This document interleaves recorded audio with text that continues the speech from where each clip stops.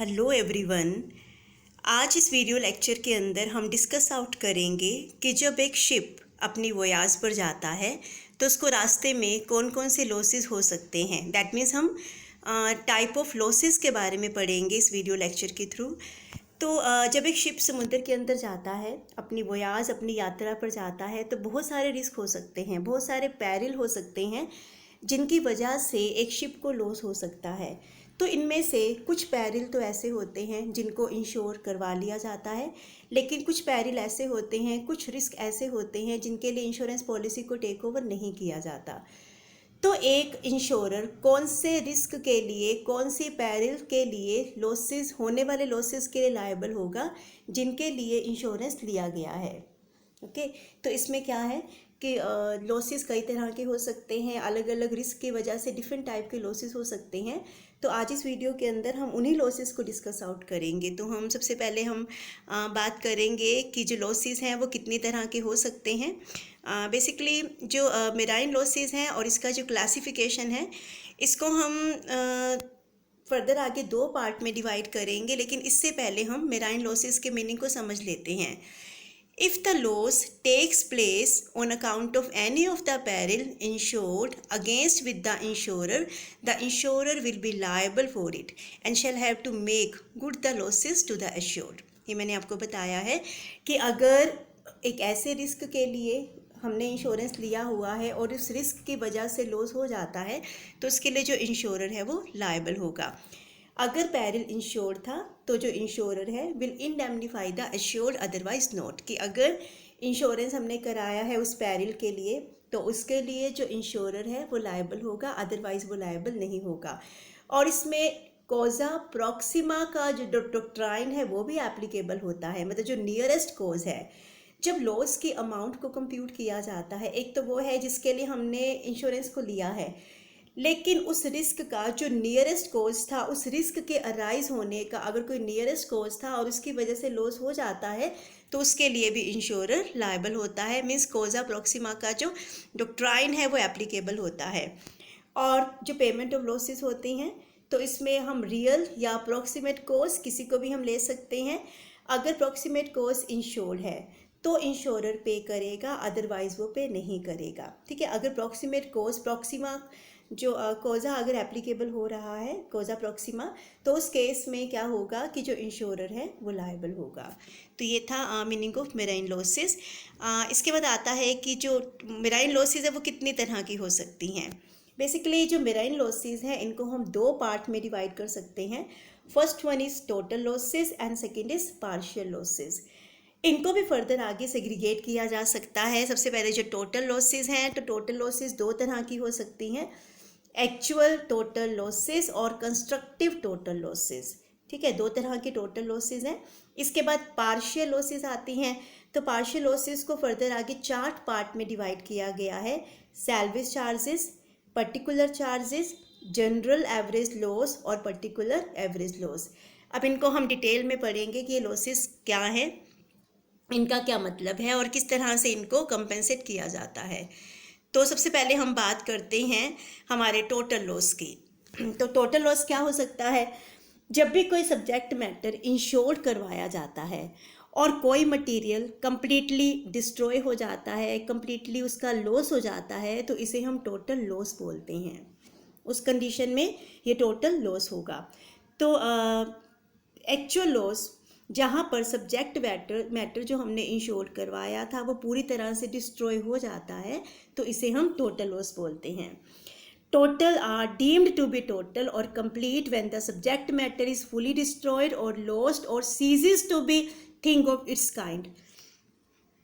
Lost हो जाता है, पूरी तरह से डिस्ट्रॉय हो जाता है और पहले की तरह वो अपनी ओरिजिनल फॉर्म में नहीं रहता है, तो उसे हम टोटल लॉस बोलते हैं। इसको फर्दर आगे हम पार्शियल लॉस से कैसे डिस्टिंग्विश कर सकते हैं। जब किसी प्रॉपर्टी का पार्ट, सिर्फ एक पार्ट उसका लॉस होता है, उसका डिस्ट्रॉय होता है, तो वो पार्शियल लॉस है। आगे हम इसको पढ़ेंगे कि पार्शियल लॉस क्या होता है। टोटल लॉस के केस में क्या होगा? The insured stands to lose the extent of the value of the property provided the policy amount was to that limit. ठीक है। तो टोटल लॉस में क्या होगा, जब टोटल लॉस होता है तो इंश्योर्ड को काफ़ी ज़्यादा लॉस को बियर करना पड़ता है। मतलब इंश्योरेंस कंपनी तो उतना ही कंपेंसेट करेगी जितने के लिए इंश्योरेंस करवाया हुआ था। तो जब सब्जेक्ट मैटर पूरी तरह से डिस्ट्रॉय हो जाता है और वो अपनी ओरिजिनल फॉर्म में नहीं रहता है तो इसको हम टोटल लॉस बोलते हैं। तो ये एक्चुअल टोटल लॉस होता है। तो एक्चुअल टोटल लॉस में हम बात करते हैं फर्दर आगे।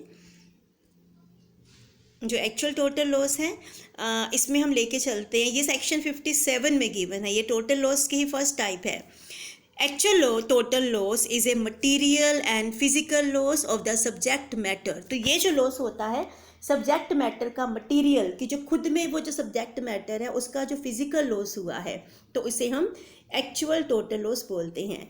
जब कोई वेसल की जो हमारा जहाज है अगर वो फाउंडर्ड हो जाता है, मर्चेंटाइज इतना ज़्यादा डैमेज हो जाता है कि वो वैल्यूलेस हो जाता है, और जब या तो शिप पूरी तरह से मिसिंग हो जाता है कि उसको ढूंढना पॉसिबल नहीं होता और बहुत टाइम हो चुका है कि उनके बारे में हमारे पास कोई इन्फॉर्मेशन नहीं है, तो इसको हम एक्चुअल टोटल लॉस बोलते हैं।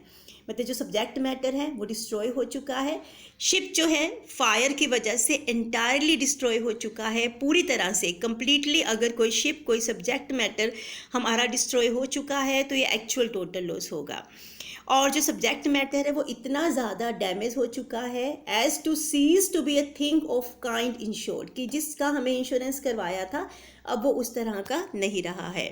तो सब्जेक्ट मैटर इज़ लॉस्ट। अगर सब्जेक्ट मैटर हमारा लॉस हो चुका है, गुम हो चुका है, जैसे अगर हम कहें कि कोई शिप है और बहुत लंबे ड्यूरेशन से वो मिसिंग है और उसके बारे में कोई भी इंफॉर्मेशन हमारे पास नहीं है, एक रीज़नेबल टाइम के बीतने के बावजूद भी हमें नहीं पता कि वो शिप कहाँ पर है, उसके बारे में कोई इन्फॉर्मेशन अगर हमें नहीं मिलती है तो इस तरह के लॉस को हम एक्चुअल टोटल लॉस बोलते हैं। तो ये एक्चुअल टोटल लॉस होता है जिसके अंदर पूरी तरह से शिप हमारा डिस्ट्रॉय हो जाता है। तो नेक्स्ट ही टोटल लॉस का जो सेकंड पार्ट है, सेकंड टाइप है, वो है कंस्ट्रक्टिव टोटल लॉस। ये हमें इंश्योरेंस एक्ट 1963 के सेक्शन 60 में गिवन है। कंस्ट्रक्टिव टोटल लॉस बेसिकली क्या होता है? कंस्ट्रक्टिव टोटल लॉस का मतलब क्या है कि अगर किसी शिप का लॉस हुआ है, उस कार्गो का लॉस हुआ है, तो इतना ज़्यादा लॉस हो जाता है, इतना ज़्यादा एक्चुअल टोटल लॉस होता है कि वो अनअवॉइडेबल होता है। चाहे हम उसके ऊपर जितना मर्जी खर्चा कर दें तो उस केस में क्या होगा कि खर्चा ज़्यादा होगा और शिप की वैल्यू कम होती है। तो इसको हम कंस्ट्रक्टिव टोटल लॉस बोलते हैं। तो जहाँ पर जो सब्जेक्ट मैटर है, when the subject matter is not actually lost नहीं हुआ है, जैसे हमने ऊपर वाले केस की बात करी थी, बट इज़ रीजनेबली अबंडेंट, लेकिन हम जानबूझकर उसको वहाँ पर छोड़ आते हैं, हम उसका त्याग कराते हैं। क्योंकि क्यों हम ऐसा करते हैं, हम उसको वहीं पर छोड़ के क्यों आ जाते हैं? When its actual total loss is unavoidable, कि जो इसका एक्चुअल टोटल लॉस है वो अवॉइडेबल होता ही नहीं है, उससे हम खुद को बचा ही नहीं सकते हैं। And when it cannot be preserved from total loss without involving expenditure which would exceed the value of the subject matter, अगर हम उसको लेना भी चाहते हैं, अगर हम उसको वापस लाना भी चाहते हैं तो उसको वापस लाने का जो खर्चा होगा वो उसकी एक्चुअल लॉस से बहुत ज़्यादा होता है, जो एक्चुअल उसकी वैल्यू है उससे बहुत ज़्यादा होता है। इसीलिए उसको वहीं पर अबंडनमेंट करना ही हमारे लिए ज़्यादा फेवरेबल होता है, हम उसको वहीं पर छोड़कर आ जाते हैं। तो जो ये हमारा कंस्ट्रक्टिव टोटल लॉस है कि उस केस में यही है कि लॉस बहुत ज़्यादा होता है। अगर हम उसकी रिपेयर कराते हैं, उसको हम वापस लेके जाते हैं तो हमें कोई और शिप उसको लाने के लिए हमें कुछ और रिक्वायर्ड होगा, बहुत सारे इक्विपमेंट्स की ज़रूरत होगी,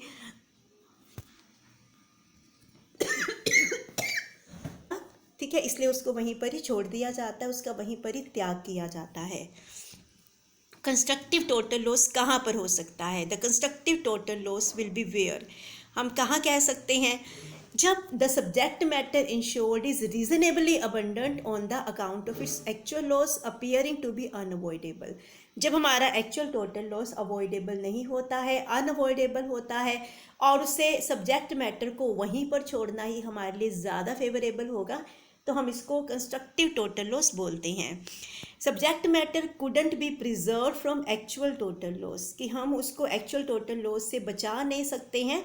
कैसे नहीं बचा सकते? Without an expenditure which would exceed it's repaired and recovered value, कि इतना ज़्यादा खर्चा हमें करना पड़ेगा अगर हम उसको एक्चुअल टोटल लॉस तक लेके आना चाहते हैं, कि वो जो खर्चा होगा वो सब्जेक्ट मैटर की वैल्यू से भी ज़्यादा हो जाता है।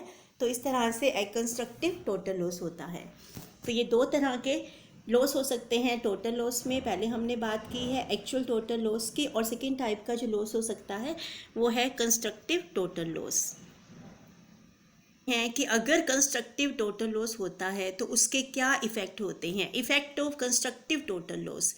तो उस केस में क्या होगा, जब कंस्ट्रक्टिव टोटल लॉस है वेयर ओ इज़ कंस्ट्रक्टिव टोटल लॉस, कि अगर हमारा जो शिप है, हमारा जो सब्जेक्ट मैटर है, उसका कंस्ट्रक्टिव टोटल लॉस होता है, the assured may either treat the loss as a partial loss और abandon the subject matter insured to the insurer and treat the loss as if it was an actual total loss.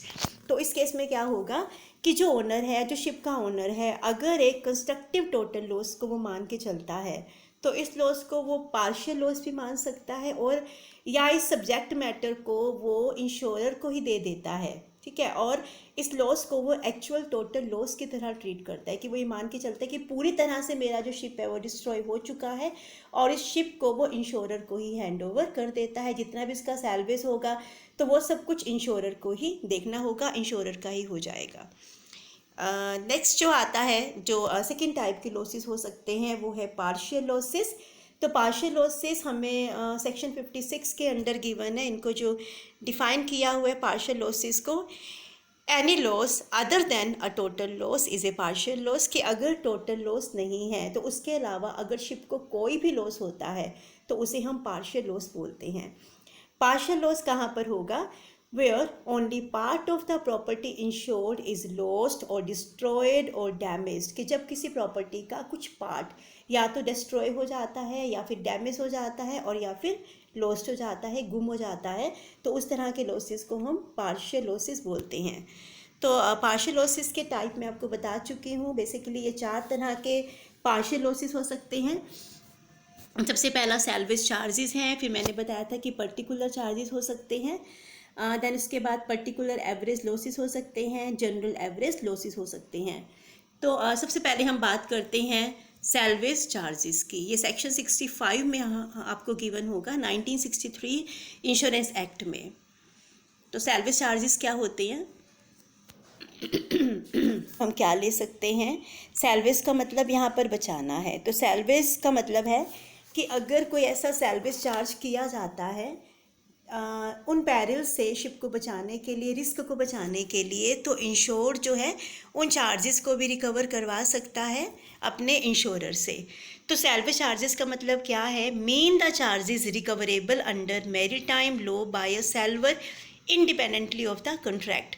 इसके अंदर हम कौन से expenses को include नहीं करते हैं, जैसे जो एश्योर्ड ने खुद करे हैं या एजेंट ने करे हैं, जिसको हमने पहले से हायर किया हुआ था, ठीक है। तो उस केस में तो ये एक्सपेंसेस रिकवर नहीं होते हैं।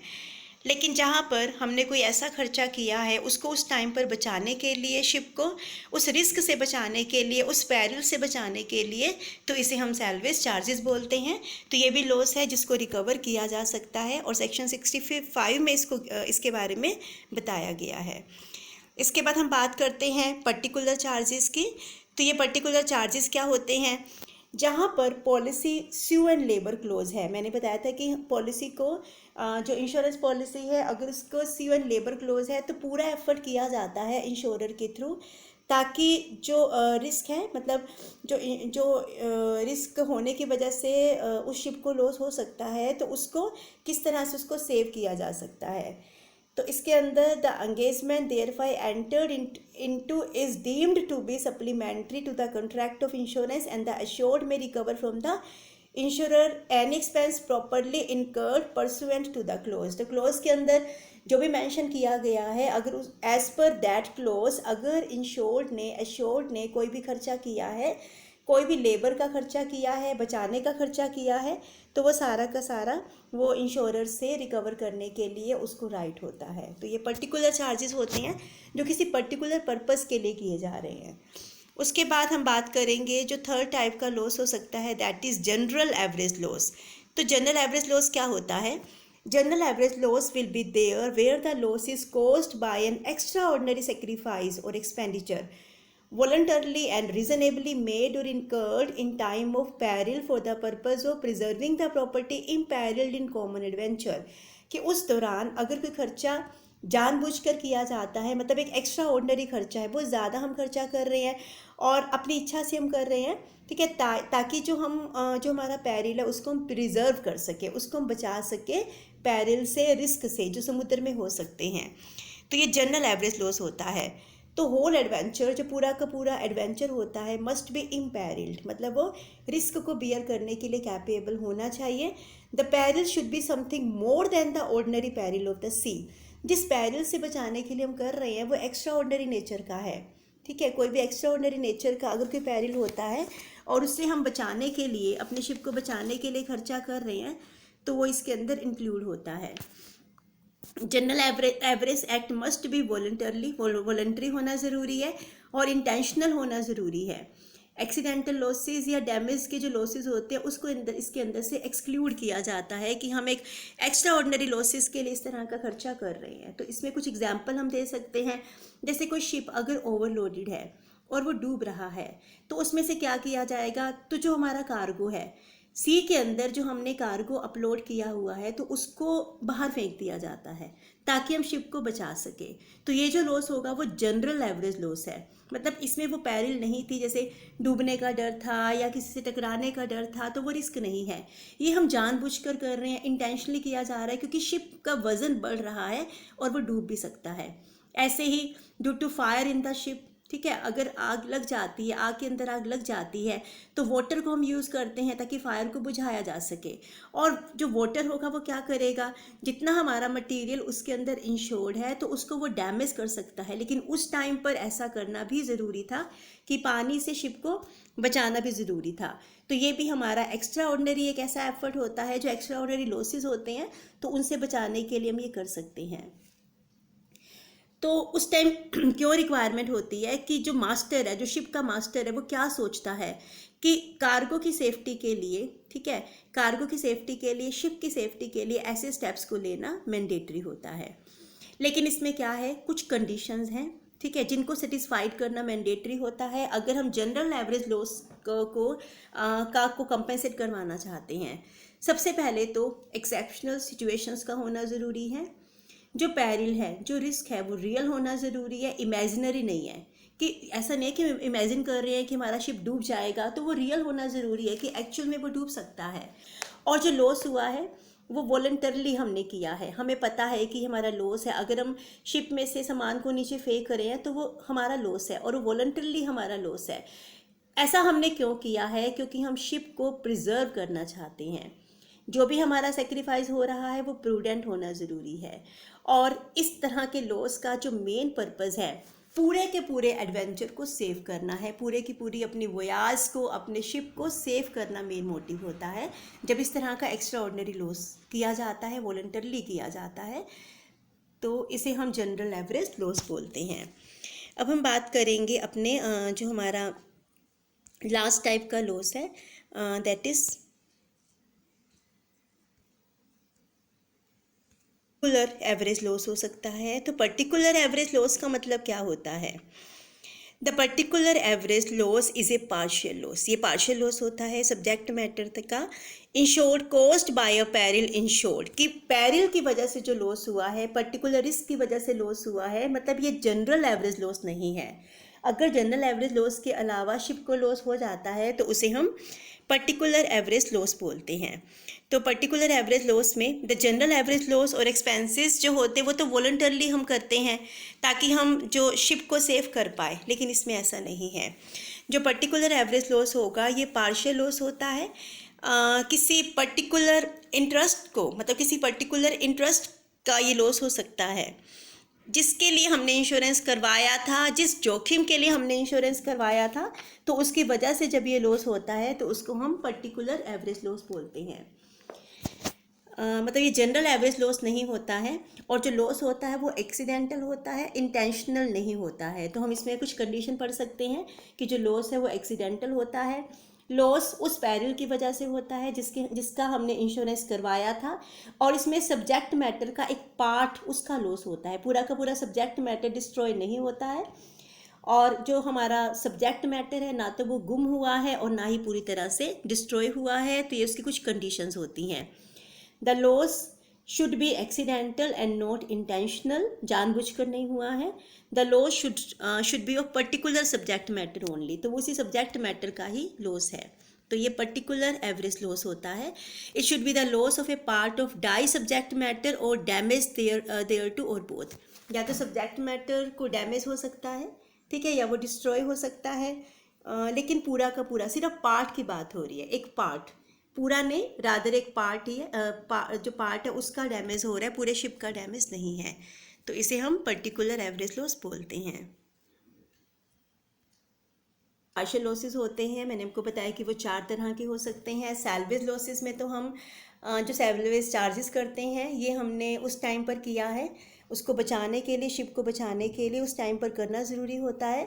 और दूसरी जो, अगर हम सेकेंड वन की बात करें पर्टिकुलर चार्जेस, इसमें तो हम लोग सू एंड लेबर क्लोज को अप्लाई कर रहे हैं कि जहाँ पर पहले से ही लेबर को अपॉइंट किया गया है कि अगर ड्यूरिंग द वोयाज अगर कोई लॉस होता है तो उसको बचाने के लिए एफर्ट्स किए जाएंगे, तो इसके अंदर इंक्लूड होते हैं। देन थर्ड जो है जनरल एवरेज लॉस हो सकते हैं, जो एक्स्ट्रा ऑर्डिनरी नेचर के होते हैं, इंटेंशनली किए जाते हैं, वॉलंटरली किए जाते हैं। और लास्ट जो है वो पर्टिकुलर एवरेज लॉस होता है, जो उस पर्टिकुलर पैरिल की वजह से होता है जिसका हमने इंश्योरेंस करवाया था। So now this is the end of the topic.